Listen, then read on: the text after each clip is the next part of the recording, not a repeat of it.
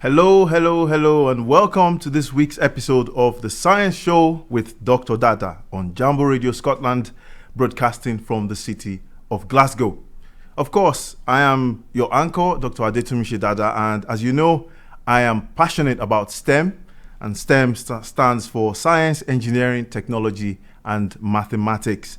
And that's what this show is going to be about. We are going to explore the development of science and technology, and especially its implications for everyday life. Which is why on today's show, we'll be having an interesting theme. And the theme for today's show is Photons for Life, or Photonics for Life. And thinking about that expression, when you say something for life, it can mean different things. So one thing it could mean is that you're such a fan of that thing that you're going to be involved with it for the rest of your life or for everyday life. And that's certainly true, because in the studio with us today, we have two guests who know so much about photons, and I'll be introducing them in a minute. And the other meaning that expression could have is that photons, or whatever you're saying is for life, is applicable to everyday life. So you can't do without it in your everyday living. Again, that's true in the case of photons, as we'll see in today's show. So to start with, we'll just do a quick run through and just whet your appetite for what's in store. In the beginning, we're going to enjoy news highlights, science news highlights, where we'll be covering some headlines that caught our interest that related to photons and other aspects of technology. And then we're going to be having interviews with our guests. We're going to be getting to know them. And afterwards, we're going to be getting to know more about their research activities. And then we're going to be having a discussion, a special report about this subject of photonics for life. And then, you won't want to miss this, we're going to be playing a game of metaphors, and we're going to be enjoying some science-related jokes. So stay tuned for that. And at the end, drum roll, we're going to be having a really good time with our guests in the studio. We're going to be vibing and rapping to a beat. And yes, I'm looking forward to that as well. We're going to get creative. We're going to make a song about what we love, and that is photonics research. Great. So let's get into it. So to start with, I'll just have a short introduction of our guests. So with us in the studio today, we have Dr. Samuel Neremberg. And Sam, would you want to say hi to hey, listeners? everybody. And then we also have a PhD researcher, Jack Radford. Hey. So both researchers are with the Extreme Light Group, and they do their research at the Advanced Research Center in the School of Physics and Astronomy. So we're going to be talking to them in more detail later on in the show. So we're looking forward to that. So the first item on the show, science news highlights. So we have some very interesting highlights for us today on the subject of photons. So the first one that caught my eye in the news recently was shooting laser beams at trees to save forests. Can you imagine that? People are actually firing lasers at trees. What's that about? Well, we'll hear more about that very soon. The second one, debris from Chinese rocket falls back to Earth. So I hope that doesn't fall anywhere near where we are. At least not anywhere near where people live, right? And number 3, fiber optic cables could be used to spy on people a kilometer away. Wow. Who knew? Well, last but not least, painful but not lethal. Chinese scientists build laser to repel birds from airports. That sounds like a clever idea, doesn't it? So we'll be hearing more about that in a moment as well. Okay, so the first one, shooting laser beams at trees to save forests. Well, this is a project to do with one Mr. Nzigiyimpa, and he's the chief warden of the 5 protected forestry areas in the small Central African country of Burundi. So basically, this is also a project that's carried out in collaboration with the US Space Agency, NASA, and its Global Ecosystem Dynamics Investigation System, known as GEDI for short. And for some reason, they like to pronounce that as Jedi, like, Jedi in the Star Wars films. So GEDI, Jedi. Anyway, continuing in the theme of that movie series, the tagline for this project is, "May the forest be with you." Well, so what's this about? Well, the tech there is certainly sci-fi turned real life, because what they do is they shoot these laser beams at trees, at the forest, from the International Space Station.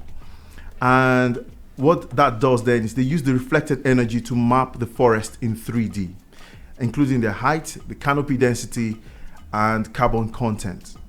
And this just gives them more information, and the information allows them to plan, and that of course helps to observe deforestation in space and helps them to curb deforestation. Great, sounds good, doesn't it? One way photonics has been applied in improving the situation on the planet. The second one, debris from Chinese rocket falls back to Earth. Now, yeah, I know. There's some concern over this, obviously, but China says that most of the rocket fragments actually burnt during the re-entry over the Sulu Sea. Thankfully, so far, it's been in the sea.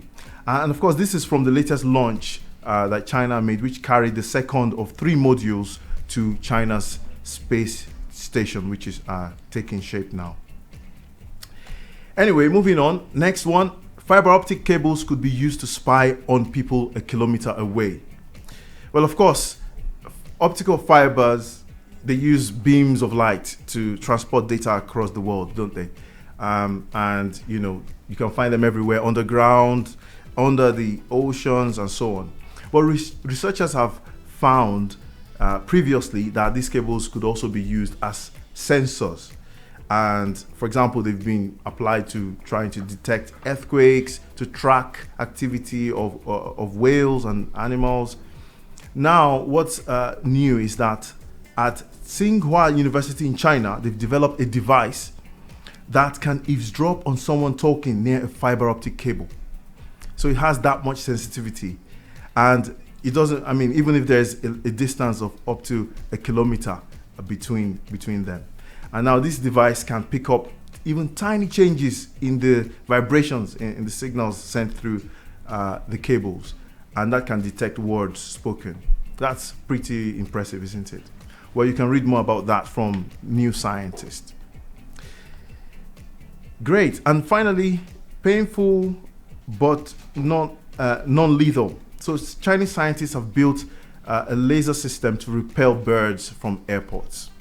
Of course, the problem with bird strike is something that's quite concerning, because there are so many incidents every year, about 20,000 of such incidents every year.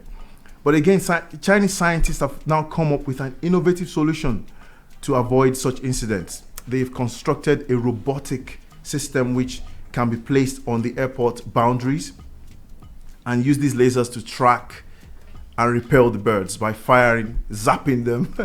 I like this, the other headline. It says, Chinese scientists build bird zapping laser to guard airports. But of course, they say the birds are not really harmed. It's just a bit painful enough to repel them, but it doesn't actually do them any lasting harm. So, yeah. Now, speaking about firing lasers at things, I think our guests in the studio, Sam and Jack, they know a thing or two about that, and we'll be speaking to them more on that later on today's show. So before we talk about their laser firing activities, let's get to know them. Let's start with Dr. Samuel Neremberg. Hey there. Hello, Sam. It's really nice to be with you in the studio. I know you, obviously. I've been following your work for a long time, and know you being also in the same university. But could you tell us, some of the things I'm going to be asking, I don't know myself. So this is nice. This is really nice. So first, we'd like to know something about your background, Sam. So tell us, where were you born? Where did you go to school, like your early school? Let's start with that. Yeah, I don't think we actually have talked about that. But anyway, it's nice to be here. So I was originally born in New Jersey, just over the bridge from New York City, where my parents were living at the time. But we pretty quickly, we moved away from the city into the forest in upstate New York, and I spent most of my childhood growing up about 3 hours out of the city in the countryside near Albany, the capital of New York State. And I was actually homeschooled. So my parents felt they had sort of philosophical differences with the American public school system. Nothing religious per se. They just didn't necessarily like the philosophy of education, and they decided they were going to teach us themselves. And my mother is an absolute force of nature, and she educated both my brother and I until we were around 14 years old. But even a little bit before that, through sports and activities, we met some people who sort of helped us along our way. Yeah. But when we were about 14 years old, we started attending a local junior college, which is like a 2-year community college. And that's when I really found my sort of passion for science when I was there, and sort of took my first mathematics class. So wow, that's absolutely fantastic. You know what really caught my attention was homeschooling. Yeah. That's fantastic. So what was that like? Like homeschooling? Do you remember what it was like every day, like your daily routine as a child? Yeah. I think it's a little different than people think. A lot of people think homeschooling, you're very isolated from other children, and you sort of never get the kind of social interaction you might have in school. And that can happen, I think, depending on people's reasons for doing it. I think also depending on the people who are at homeschooling themselves. But for us, my mother always made sure to involve us in a huge amount of activities. So we were like in orchestras, taking violin lessons. We were doing all sorts of sports. We were involved in Boy Scouts. There are also communities of homeschoolers where, to sort of overcome the shortcomings that any given person might have, because no one has all the knowledge needed to educate somebody. Families will group together and regularly get together and share their skills. So my mother's a nurse. She would sort of teach public health type classes. We had someone who was a Princeton mathematician who would not only teach mathematics a little bit, but also have sort of competitive mathematics teams. And so we had a very just a very diverse group of people that we worked with to sort of patch together an education. But for the most part, day to day, my brother and I would sort of go to a little schoolroom in our house, and my mother would give us a lesson plan, and we'd follow that throughout the day. We had books that we'd work out of. We'd have time to read. But I think the most sort of compelling part of it to me, when I look back on it, was that our interests were what was put first. We had certain things we had to learn, certain curricula we had to meet in order to make it legal for New York State. But what we were interested in, what we were passionate about, that was what was put first. So, my brother, for instance, is an absolute repository of history. So constantly he'd be reading about something new and historical. My mother would say, "Hey, Max, why don't you read, a few chapters of this book on this subject you're interested in? Why don't you teach Sam about it?" She was always of the philosophy. She said, if you want to learn something, it actually goes see one, do one, teach one. So someone shows you first, then you get your hands on it. But then once you started teaching it to somebody, that's when you truly know it. Yeah. And so so it was sort of this effort with me and my brother to go after our passions, research them ourselves, and then sort of teach each other, and then the rest of the homeschooling community we were involved in as well. Fantastic. Yeah, there's a lot to learn from that. I think I'll take one or two lessons from that myself. Great. So at what point did you realize that, okay, I'm going to be a scientist? At what point in life did you make that decision? It was actually probably later than you expect, because growing up in this homeschooling community, I was surrounded by kids who were brilliant at science. My brother's best friend growing up was an absolute prodigy at math and physics. You know, he was finishing his PhD in theoretical high energy particle physics at Cornell when he was 21 years old. So I never saw myself as someone who was capable of that kind of thing. You know, we can get in later if we want to about, you know, a lot of people feel that, you know, you have to have a certain type of intellect to get into science, which I don't think is true at all. Yes, we'll talk more about that later. Yeah. But I was originally more artistically inclined. Especially I did silversmithing and I made jewelry, and I briefly apprenticed with a silversmith when I was a child. But when I really started to learn about science was we had a family friend who had been a physicist at NASA, a PhD from Rensselaer Polytechnic Institute.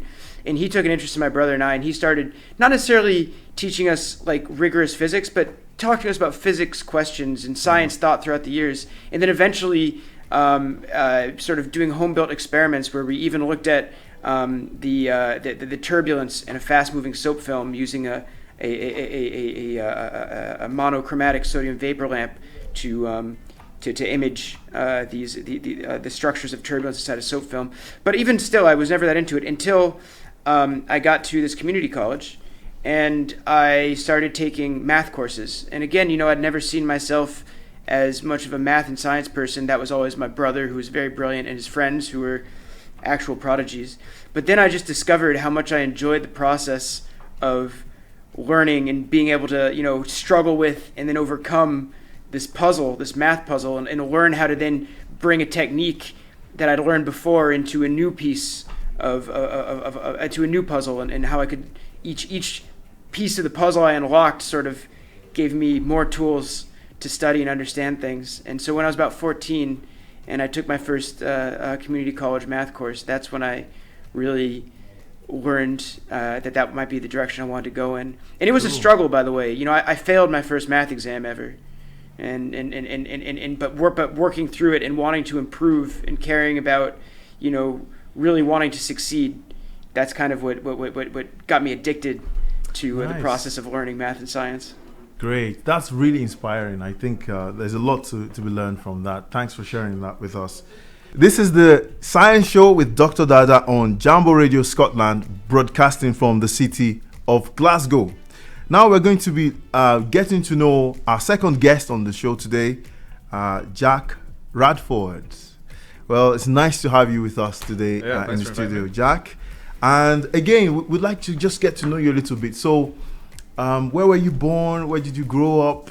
What was your early sort of education like? And how did you get into science? Maybe we can start one step at a time. Yeah, well, I think I went through probably the opposite of what Sam went through. Or I went to public school, and I grew up in Aberdeen, so I was like born in Aberdeen, just in a little village, Scotland. A little village like north of there, and then I did my primary school in the little village, and then the neighbouring town I went to the academy or like the high school, and then later on I went and studied in Edinburgh.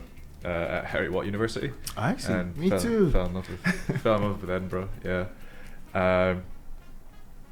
So I just went through the Scottish curriculum and kind of just did year by year. I stayed on like the whole year, time that you can do in high school, so like the whole 6 years, and then even for my masters I did like an integrated degree. So like I didn't like graduate with bachelor's and then get masters. I did the integrated degree there, and now I'm taking a PhD, which is also integrated and longer than most. So I think, you know, my journey has been drawn out, and I still haven't left school yet. I feel like a lot of my friends are getting married or buying houses and things, and I'm still since age 5 just on my education journey, still not left school. Yeah, it does feel like that in academia, doesn't it? Yeah. Great, fantastic. So at what point did you know that, okay, I'm going to be a scientist? I don't know, I had a bit of a love-hate relationship with science. I think in school I was really into music, and probably more the arts that like Sam says. So you know, I was really good at English and music. Obviously, I just kind of breezed through those courses, and I struggled a bit more with maths and physics. And yeah, I went through the course. I knew I had to focus on it more, so I thought I was going to do well for the exam. And then I got A's and everything else, and I got B's in maths and physics. And I think that's it kind of annoyed me because I felt like I can do it. You know, like I believed in myself enough that I can do whatever I want. So so after school, I sort of wanted to work on something that I knew I was sort of lacking in from school, you know, and focus on it harder so that I could be, like, pardon the pun, but like a jack of all trades. Like, actually, there's nothing that I'm like jack too scared. Exactly, yeah. There's nothing that I'm like too scared to tackle, you know, that I feel confident in the arts or in music or in any of the sciences. So yeah, I chose physics sort of at the will of my mum, who said, no, there's a lot of job opportunities in physics. So I was thinking about engineering for a while, and they said that, you know, it's really similar, and if you do physics, you'll learn a lot of the basics you need if you wanted to become an engineer later in life. So yeah, I kind of went with that as a science that encapsulates, like, physics is like really rounded. It encapsulates like a lot of chemistry and a lot of now we're studying a little bit of biology, but also a lot of engineering. So yeah, I kind of got into it then. And first couple of years at university, I did really well. I compensated for my B's in high school, and I clawed back because I worked really hard at the stuff I wasn't so good at in high school. But once I got to maybe third year university, then it gets really hard. And so I didn't have much money, and I was working part-time and didn't have much time to go to classes and things, and obviously partying a little bit as well. And it came to like the first semester tests, class tests that get you ready for the exams, and I just failed them. I took my maths test and I got like 11% or something. I just didn't know anything. So I went to my mentor, my professor. I was like, this is like too hard. Like, maybe I'm just not cut out for it, you know. And I was like looking for options, maybe like change course or do something different. Because I never had like a real want to come and do physics. It was sort of something that was suggested to me that I thought would be a sensible idea, you know. And I was like, maybe it's more sensible just go out, enjoy life, get a job, make money. So my professor, he looked at my first and second year grades. He said, no, you got like straight A's first, second year. Like, I'm not letting you drop out now. Like, something must have happened. You know, like, you've lost motivation. It's just a dip. You'll get over it. He's like, try this semester, see how well your exams go, and then if you fail them all, I'll let you leave. And I was like, okay. And I was like, out to prove him wrong. I was like, I won't do any work for this. Like, I'll get him to sign my leavers form. But something just clicked, and I picked up the textbook for one of the courses and just didn't put it down and just kind of got hooked on it. I think all my money problems and all other life problems kind of went away when you're just like in the zone focusing on those exams. So I ended up doing well, and then I was like, you know what, like, this is actually like a nice like getaway. It's like, you know, you can get rid of everything else in life and just go into the library in peace and quiet and just like really start to understand how the world works and how the universe works, which is quite cool. Then I decided to do a master's, and then after that I just fell in love with physics. I think from then on, now all I think about every day is physics. So in one way or another, maybe not in particle physics or nuclear fusion or anything like that, but like just day-to-day life, you know, like how things really work, and drawing analogies from things that I do in the lab, and so that's how I got here, and now I'm 1 year to go, and then hopefully I'll leave school. Fantastic. That's great. Yes, I honestly I can echo a lot of what you've said, you know, because it's been my experience as well. I like the fact that physics is a very, very kind of fundamental science, if you like, that forms the basis of a lot of stuff, a lot of other fields of study. So that's fantastic. And also like something that came out in both your account and Sam's account, which is highlighting the importance of hard work. A lot of people have a misconception that to get into science, you kind of have to be kind of gifted in some way, or you need talent. Well, not really.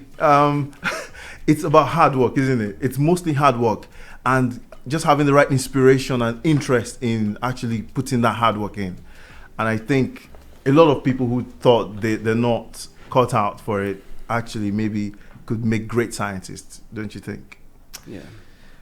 Great. So one last question for you, Jack. So if you weren't a scientist, just imagine, assuming you didn't become a scientist, what would you be? No, I have no idea. I mean, now that I am a scientist, people keep on asking me, when you finish your studies, what are you going to do next? And I still have no idea. But yeah, I think I was really interested in music technology, and so my brother kind of took that route, and he studied music, and now he is a professional musician. So I think like I could have maybe stayed on that path, but I probably wouldn't have found it as, honestly, I don't think I would have found it as satisfying as going to university and studying physics and making it all the way to PhD. Like there's just I don't know, I think there's a self-validation every time you pass an exam, or every time you progress to the next year. Like it feels like a video game where you're progressing to the next level, and maybe in other industries I don't think I would have had that. So I mean, maybe if I was to do something different, I'd probably try and find a ladder to climb, something that's always looking to what the next thing is, what's the next thing that I need to work at. So yeah, some sort of, I mean in any job you start off at the lowest level and you work your way up. So yeah, I'd probably just set my sights on constant promotions, I guess. That's it. But it's actually probably easier in academia when you can just pass exams. But yes, exactly. Especially in the early years. Yeah, it's great. It's fantastic. I think I was similar as well. For me, it wasn't really about going to university. Like that wasn't really my goal as it was but it was more about doing something technical, something that allowed you to play with, devices and things, maybe code or something, that kind of thing. That was what I wanted to do. So I remember I was working in the bank and I ended up kind of coding, Somehow I started to code because the way they were doing things in the bank, where I thought, wow, this could be done if you used code. You could do something that took 3 hours in like 5 minutes, and then I wrote the code. And so that's been it for me. Whether it was college or university, it wasn't really the thing. It was just getting to do something that was, technical and practical. So not to get too technical, but when you were writing code for the bank, were you writing that in Cobalt? In Cobalt? Yeah. No. Because the mainframes work on Cobalt still, right? No. It was using VBA. Oh, okay, cool. So Visual Basic. Nice, yeah. So I learned some Visual Basic in university, so that sort of came in handy. Oh, fantastic. Yeah. I think it's all problem solving though. Like same for me in music is I found the tech route in music. Yeah. And, I wanted to know like how to perfectly, equalize an amplifier or set up a studio or set up a stage, and like just like finding problems where people don't even realize there's problems. Exactly. And solutions as well. Yeah. I don't know. I think for me, like with physics, when I think about how I got into it when I started in sort of like jewelry making and silversmithing, what I've always loved are like tiny little mechanisms that work, like little intricate things that walk together in like a really clever way. Yeah. And I think physics is like that. Like you can see the whole universe as like this beautiful giant piece of clockwork, and you can spend your life like studying the amazing intricate mechanisms that are just tiny or huge, but they're unbelievably intricate and they work, and you can do that mathematically or in a lab. And it's all sort of a little beautiful bit of clockwork that you get to study. I'm already going pretty deep there. Yeah, I know. And everything around you, like the mic, you can start thinking about the workings of the mic. That's all physics. And, that was actually one of my questions in my interview for a PhD. Is they asked me how does a microphone work, and I thought they were going to ask me something really technical about physics, and they were like, no, just how does a microphone work? How does a speaker work? How does a magnet work? Things like that. It is beautiful indeed, isn't it? And continuing on that topic, we've come to the next section, and where we'll be having a discussion / special report on Photonics for Life. Yeah. So basically, we're going to be looking at different ways in which maybe we're not aware of it, but different ways in which our lives are touched by photonics, or scientific and technological advancements in the field of photonics. So I'll start with the first one, solar panels. That's an interesting one, isn't it? Yeah. So basically, solar panels work by absorbing sunlight with photovoltaic cells. And these cells are made usually from layers of semiconducting materials. And of course, we've all heard about solar panels. So why solar panels? Why is it getting more popular these days? I think it's, from a science perspective, it's so simple. I mean, the sun is pretty reliable, unlike wind or waves. And yeah, in terms of science, we found a material which just takes in light and then it just produces electricity. So if you just lay lots and lots of them on the ground and just let the sun do its work, then it's quite a lazy way to generate power, I think. Yeah. And think about it, all that power is there for free, isn't it? Yeah, there's just a giant nuclear reactor in the sky. And why not, right? Yeah. And yeah, so that's one way where photonics, touches our lives. The other way is fiber optics. And we talked a little bit about that, of course, earlier. So fiber optics then, a lot of data have been sent through fiber optics. And whoever's listening to this show online or watching the video, you're probably using that technology, fiber optics, sending light through what's essentially pipes, if you like, of glass. And yeah, it's pretty amazing when you think about it. And that's, part of photonics technologies, developing the materials, the right properties of the glass, how to combine it, how to draw it out into very thin sort of cables, if you like, and then find ways to couple light into it and use the light, modulate it in a way that carries the information that we all can share. Come up with clever codes of light to make information transfer better. Yeah. And I mean, these days, there's no day that I don't use this technology, that I don't use fiber optics. And most people, I'm sure it will be the same for them as well. Now, the third one, laser printing. We've all heard or used a laser printer at some point, probably. And of course, it's a really beautiful technology as well that uses photonics technology, uses lasers, and uses that to kind of print documents. In your office, you probably have a laser printer there. So that's another way. Any other ways, guys? Any volunteer? Any other ways you could think of? Yeah, I mean, so one that people will definitely be familiar with is when you take out your iPhone and you want it to scan your face to let you in, so you don't have to enter your code every time. There's a little laser at the top, not powerful, so it won't hurt you. There's a little infrared laser that shines light off your face, and there's a little camera or a little sensor that then picks that light back up and uses that to identify your face. And people do that every day, multiple times a day. Yeah, a little laser is scanning your face and letting you into your iPhone. Yeah, absolutely. Yeah, the phones are getting more and more crazy about the stuff that you can pack into them. They have actually got some of them have got lasers now that are just used for ranging. So you put the phone close to your face, then it knows how close you are just by laser ranging. It's similar in how radar works. Yes. And then it can switch off the screen so you don't end up touching things when you're on a phone call. Yeah. It's crazy how much photonics and stuff can go in phones now. In screens as well. I mean, inside your screen are tiny little photonic devices, LCD screens. We've all been familiar with that. And those, they sort of twist photons and then they go through a filter that makes them brighter or dimmer depending on how much they've been twisted. And this is a very sort of, if you think about it, kind of an exotic effect that we use every day just to access our computers and interact with them. But we've mastered it, and we can make technology out of it that's really effective and ubiquitous. Everyone has a screen, probably an LCD.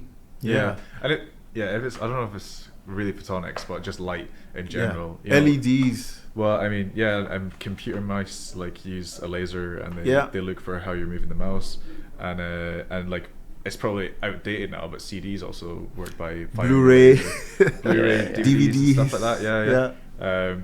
So yeah, it's been around in accelerating technology as well, because those things are already outdated, and now we've moved on to, like you said, fiber optics and digital media.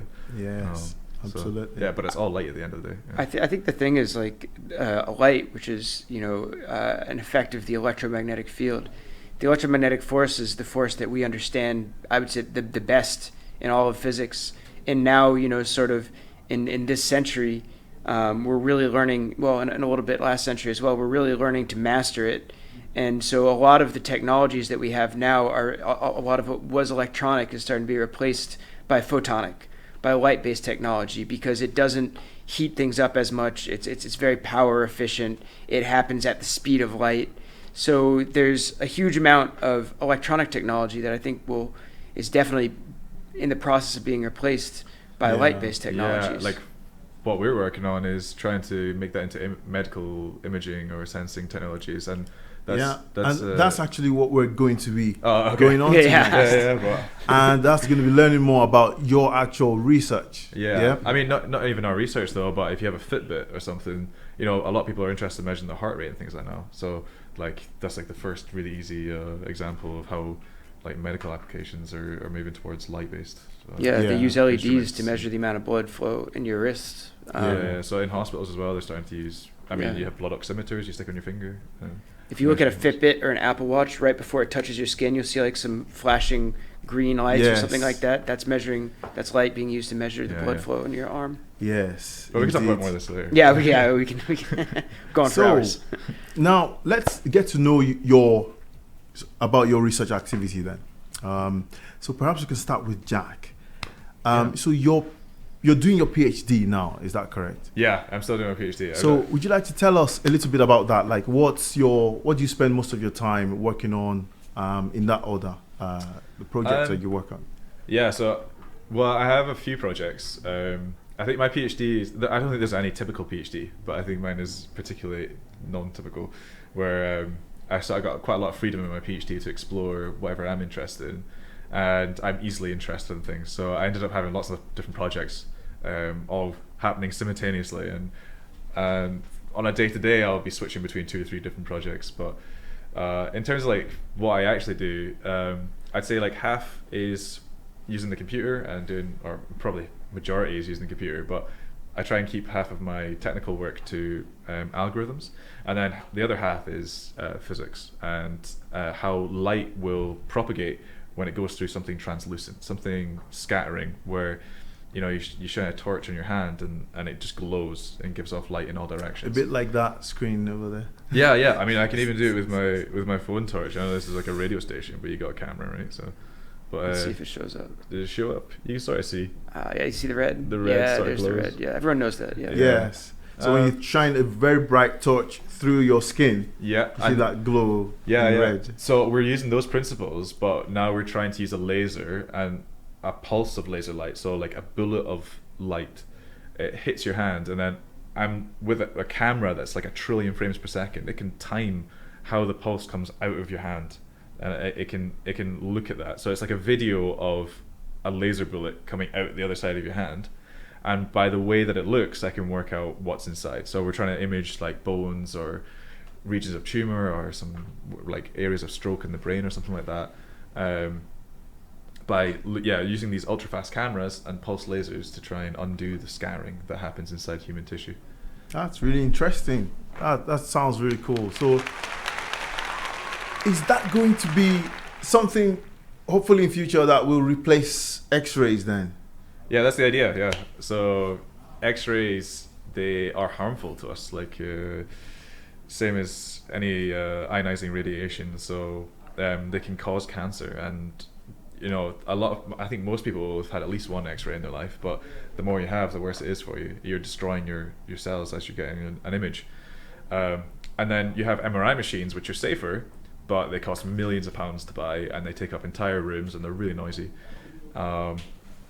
They also cost millions of pounds per year to run, the staff to actually run them, the technicians to fix them. For that reason, there's only 6 or 7 MRI machines per person in the UK. And if you could get rid of some of the burden of using an MRI by using some optical technology, which is much cheaper, much more accessible, takes up a smaller amount of space. It could even be wearable, like I already mentioned, like an Apple Watch or a Fitbit or some sort of like health monitor. Yeah. Then you replace some of the need for an MRI, which would reduce waiting times, and it means we could do things without having to go to a hospital. You could have maybe the functionality of an MRI, but like in the back of an ambulance, so we can diagnose and image inside the body on site, where the accident happens, and give the treatment there and then. So that's point of care treatment.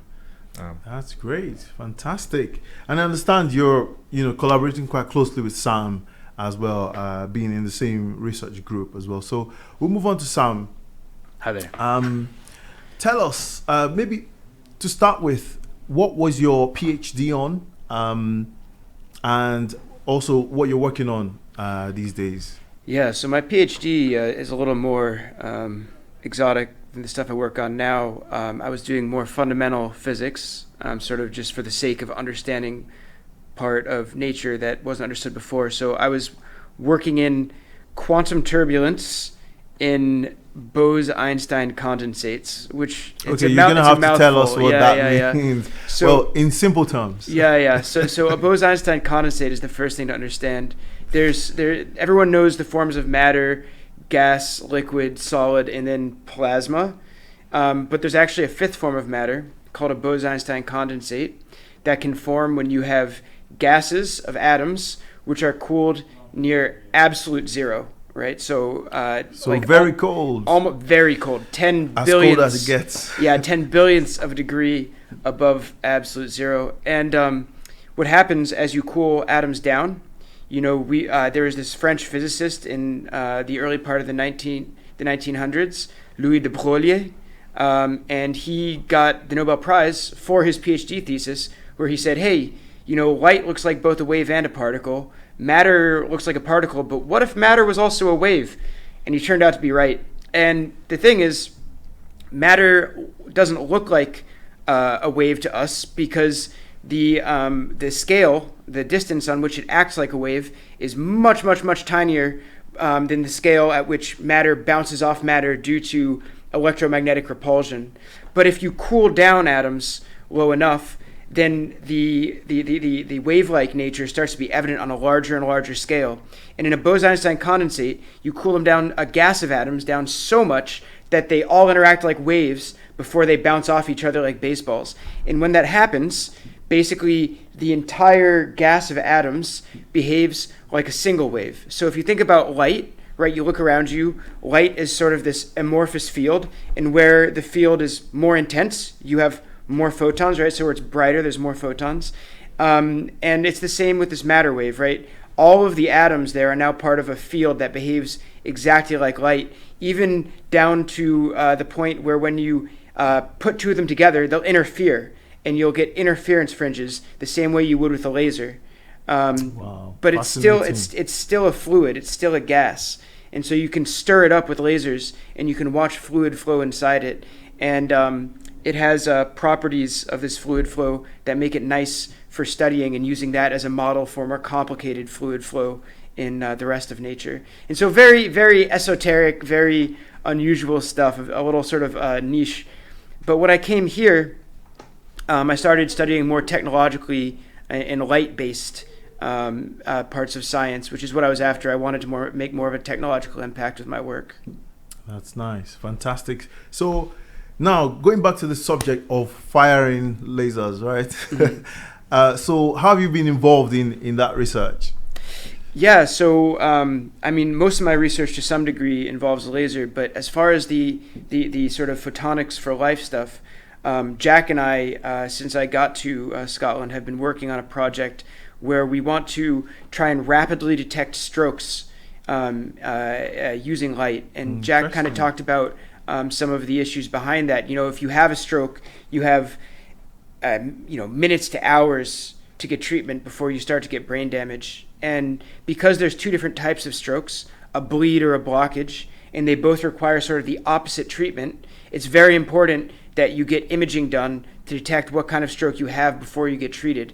And all this has to happen very quickly. And as Jack said, MRIs, these huge machines, you can't move them. They're expensive. There's very few of them. You have to get someone to a hospital. It takes a while. But we thought, well, what if we could use light to do this? Because light, a laser, you can have a laser in your phone now.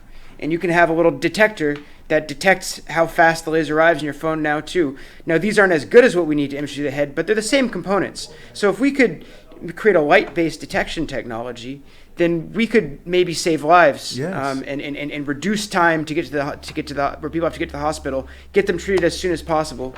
So what we do is we take a laser that shoots these really tiny little laser bullets, like Jack said, very short amounts of time, and they go inside your head, and the photons start to bounce around, and they start to interact with the things in your head, not in a dangerous way, nothing that will change you, but the photons themselves get changed by the interaction.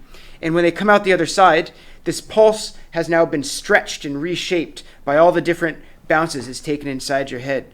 And we're using a very fast detector, like this very fast camera, we can see how much the pulse has been stretched and reshaped. And by the stretching and reshaping of that pulse, we can then say, okay, is there too much blood inside your head? Is there not enough? This is our goal, right? This is a very difficult problem. No one has yet been able to transmit light all the way through the human head. This is people have been trying to do this for a while, but we're very close to it, and we have a pretty strong vision for what we want to do with it. So this is challenging engineering, in other words, isn't it? Very challenging. It's really interesting, like the idea of photons bouncing through your head. Yeah. There's something a bit vibey to it's that. A party in there, yeah. So we should probably reiterate, it is safe. Like it's very safe. Yeah. You go out on a sunny day, you get the same exposure. Yeah. No, I mean, X-ray machines, like you get one every once in a while. It's perfectly safe, but you wouldn't want to be exposed to X-rays all the time, right? Yes, indeed. But this sort of technology, you could be exposed to this sort of light all the time, all day, every day. It would be safe. Yeah. You get exposed to more light than this when you walk outside, and when you're bald like me, you get even a little bit more. Yes, so indeed. this is perfectly safe. It's less than you would get exposed to on a sunny day. So photons in the head. Oh, that's Yeah, interesting. yeah. I mean, when you hear that at first, like firing a laser through the brain, Yeah, it scares a lot of people. it sounds like, Yeah. what are you doing? But Yeah. yes, all the ethical issues have been considered and been cleared. So Yeah. this is safe. It's And safe stuff. I myself, I'm the test for this. So I get a laser put through my brain, detect it out the other side. Wow. I don't know if that's a vote of confidence, because, but that's what it is. Well, yeah, we did the experiments with ourselves. Yeah, with ourselves. Yes, we're very confident how safe it is. That's awesome, guys. Really, really fun. So I think, in the interest of time, let's move on to the next point, which is let's enjoy some science jokes, right? So I'll be inviting you guys to share. Maybe we've got time for one each, so you have to give your best shot. Okay. Let's listen to yours, Sam. Do you have? I've got a number. So here's an original for you. So there's a Spanish photon that walks into a bar. Yeah. And he goes up to the bar and he says, and the bartender comes to him and says, "Hey, buddy, would you like a drink?" And the photon, he says, "Una cerveza, por favor." So the bartender says, "Okay." So the bartender comes back, gives him a beer, leaves. A few minutes later, the glass is empty. So the bartender comes back and says, "Hey, buddy, you want another beer?" And the photon says, "No mas." And this is funny. Yeah. Yes. So you have to explain why it's funny. So that's the thing with science jokes. Yeah. They're funny. Yeah. They tend to be funny only to scientists, right? It's so nerdy. Yeah, So yeah. can you tell us why it is funny? Yeah, Or- so a photon is an example of a particle that has no mass. And then the Spanish phrase no mas means no more, but it sounds like no mass. So yeah, this is very much a physicist joke. Great. So that's the punchline. Interesting. So by the way, a photon, in case someone's wondering what's a photon, right? How would you describe a photon? What would you describe a photon as? There's a That's- long answer and there's a short answer. The short one. A photon is a packet of energy of light. Light actually distributes energy in individual packets, like one little bullet at a time. So a photon is one packet of energy that a light field will deliver. Nice. I like that explanation. So, or you could say, the tiniest amount light can exist in. Yeah. It's very tiny, the tiniest amount of light you can imagine. It's so tiny that if you if a photon came into your eye, you probably wouldn't know anything came. I think you need tens, about in the order of 100 photons, something like that, before you actually see a speck of light. Yeah. So that's how tiny it is. But It's your so eyes small. are normally taking in billions of billions. Yeah, exactly. So the fact that the eye can do tens is already like a really It's incredible impressive, isn't part of it? evolution. Human eye is an amazing instrument. Yeah.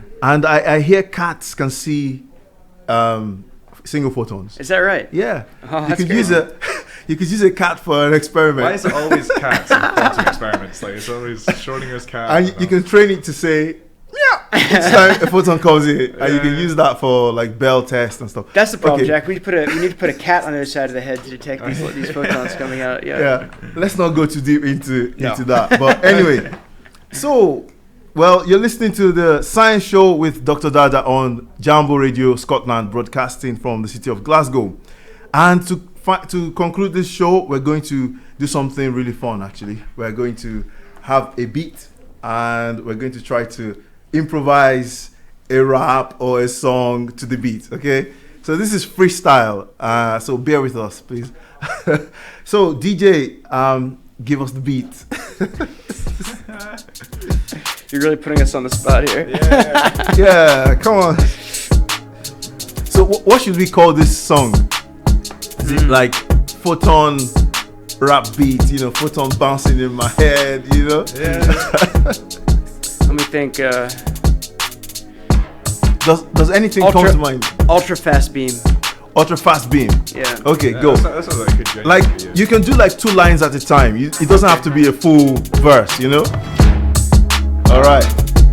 Go Sam. Oh boy. Go Sam. Ultra fast beam. Show me what you're seeing. Aye. I wanna see inside your head. Hey. Nice. That's really cool. Do you have something, Jack?